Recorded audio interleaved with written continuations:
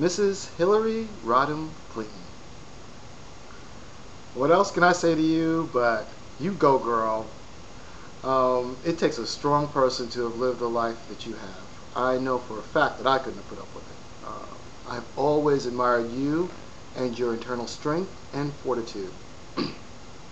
But as with Mr. Obama, I cannot say that I will vote for you, except for very different reasons. When I listen to you speak, I can feel your conviction, but I don't sense your passion. When you were First Lady, and it was an honor to have you as our First Lady.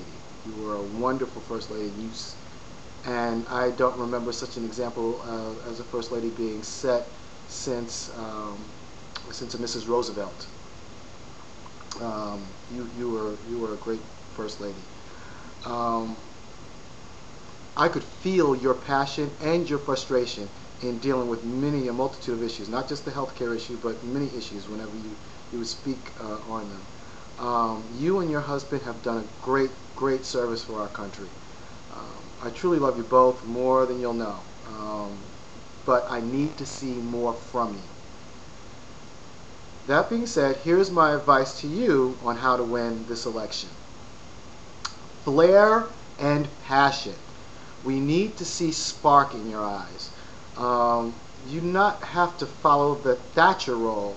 This is America, and so be an American woman. You don't have to be the Iron Maiden. And please, please, please forgive me, Mrs. Thatcher, because I loved you. You were one of my favorite prime ministers, probably my favorite prime minister, actually. But again, you were perfect for England, and this is America, and Ms. Clinton, you are an American woman, and that is a different dynamic. One thing that all men love about women, and all women respect in other women, is that one woman who is protective of the underdog. The girl who stood up to the classroom bully, or the boss lady who hired the right person for the job instead of the right looking person for the job. There is nothing wrong with following the example that led your husband down the road to victory. Let us feel your warmth. Let us see you stand firmly with our country's foster children, for example. They need you, and you can use them. Show us how you are so aware of this broken, terribly broken system that is letting literally hundreds, possibly thousands of children just fall through the cracks every year. Let's see that. Let us see what you would do to nurture America. We don't need another CEO. We let the guys fight that role out. Let them go that route. What we need is a guide and a caretaker. Let us see you stand in America's national parks. Show us that you care about the treasures that we are losing. Visit Yosemite Park, visit Zion Park, visit some of these beautiful, beautiful national parks that are not being funded, that we can find every reason in the world to cut the funding for, while we find every reason in the world to increase the funding for things that can destroy our lands. Let's see you showing us a positive turnaround on how you are going to nurture America. Let's see you visit the FDA. The Food and Drug Administration need our country's support. They are really trying hard to do a job, and they are not given the funding to do it. They are not given the teeth to do it. Every time their money is being taken away from them, how can they get this job done without the help from one branch of government? One of the branches have to do it. And I can't see how the Supreme Court can do it. I can't see the Congress or the Senate showing the will to do it. It has to be one person taking a stance to drive them in that direction. The FDA needs that support, and America will adore you for standing up and showing that support. So let's see the nurturing side of you. Let's see your passion. Let's see some things that you are passionate about, and you standing up for those causes. We know that you're going to do something about health care. It's been way too on your mind for way too long of a time. But do not let that be your defining moment. Let your nurturing spirit define you. Excuse me. Be our guardian and our caretaker. And at every turn, be the one to say, not on my watch. This is not going to happen on my watch. And when Bush blunders, as he often does, and as he often will, and as he will again, take him to task. Do not be afraid to use the I word. Because impeachment is what this man has been begging for since the very day he stole office. Be the woman we know you can be. Be the woman we know you want to be.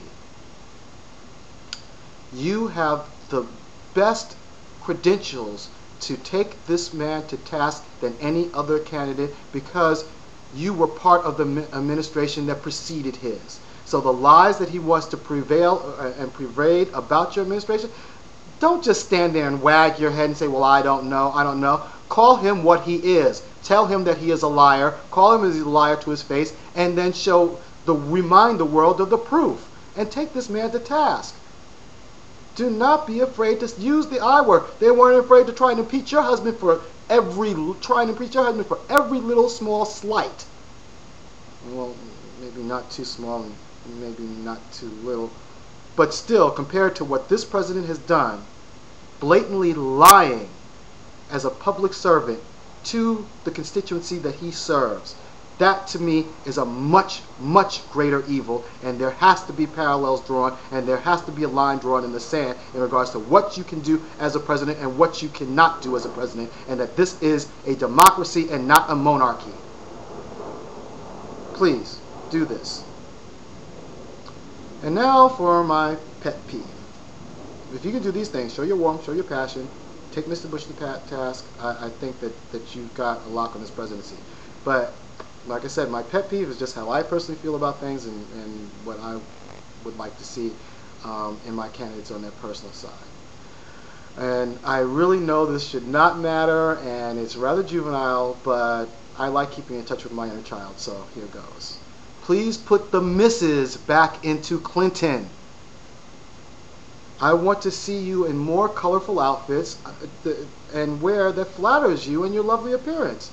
You're a beautiful woman with a radiant smile. I want to see you dressed in clothes that highlight and accentuate that, not that play it down and dummy it down.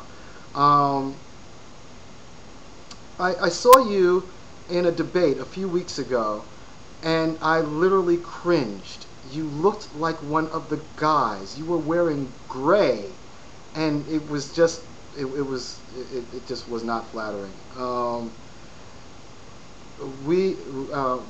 You're not one of the guys, and we know that you're not. So why even pretend to be, just to avoid upsetting a few uptight people who are determined to make you apologize for being yourself? I want to see you in reds, whites, and blues. Well, maybe not whites so much, because that would kind of wash you out and drown you out and everything like that. But you know what I'm saying. You know, greens. There is no crime in dressing feminine, and there is no law against a lady dressing like one. That was one of the major things that I did love about Mrs. Thatcher. She was a dresser. I loved her outfits. She always looked respectfully feminine. And I wish this for you also. I want you to reflect a brighter side of America and bring the joy back to this country. And now finally, to those of you who have defamed Mrs. Clinton in any way simply because she is a woman who wants to serve her country, I want to say shame on you. We are Americans, people. Let's show some pride in who we are, to lash out in ways that you've done, and to lash out in the ways that you've done is embarrassing, and it's uncalled for. If a woman is good enough to give birth, then one should be good enough to lead your country. Even Jesus had a mom. And Mrs. Clinton is not only a wife and a mother, she is a human being. It would it would do well to remember that before you post some of the hate, which for the record is an emotion. And I thought that's the reason why you fear women, is because they're so emotional, and you don't want an emotional woman in the White House. And then when a woman runs for our highest office, what do you guys do? You go and get all emotional about it. Just stop it. We came from women, and we all owe our lives in some respect to them. We all have. And if only for that very fact alone, give her some props for standing up and wanting to serve her country, and for wanting to take the most thankless job in America. That's all I have to say. And may all bless America. Rock